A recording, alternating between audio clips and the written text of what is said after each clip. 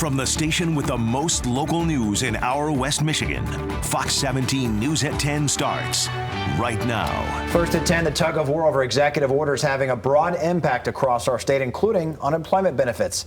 Thanks for joining us tonight. I'm Derek Francis. And I'm Janice Allen. Governor Whitmer issued at least 5 executive orders linked to unemployment. But with the state Supreme Court ruling Friday, thousands are now wondering what it means for their benefits. Fox 17's Ryan Cummings is live in the newsroom to explore what could happen next. Ryan? Guys, the answer we found so far is that nobody really knows. The Unemployment Insurance Agency says that the orders that the governor signed, including one deemed unconstitutional, were essential to expand and extend benefits.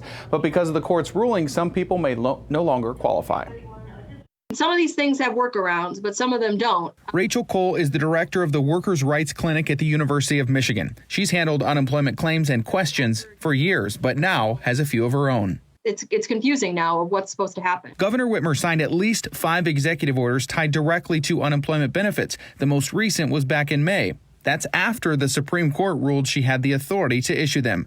Executive Order 76 boosted and expanded access to millions across the state, gave parents more options, and made it so the UIA only looked at your most recent employer to determine your eligibility, and not all of them within the last 18 months, as set by state law. So for an example, if you left your job, you quit your job in January, because you just didn't like it. You didn't file for benefits. You just quit your job. You found a new job. You started working that new job, and now you're laid off due to COVID in March. You would be disqualified under Michigan law. An executive order changed that, but with the Supreme Court's ruling on Friday, it seems to now be null and void. So will the UIA now have to go back through 2.5 million claims? They had to process more claims in the last 7 months than they had to in the last 6 years. So they're behind, and they're trying to still get out benefits to people that haven't gotten them yet.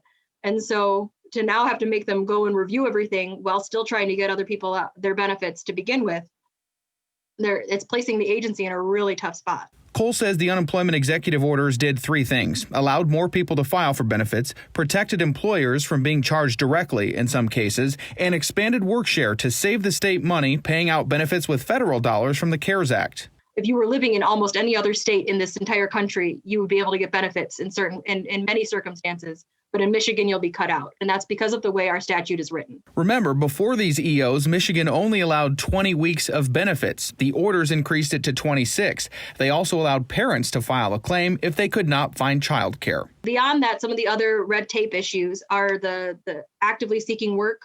She waived that. She waived the in-person requirement that you had to go in person to register for Michigan Works. And she waived, which is, again, we're the only state that requires that in the entire country.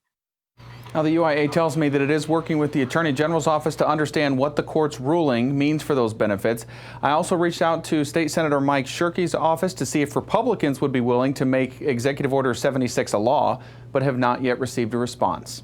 Live in the newsroom, Ryan Cummings, Fox 17 News.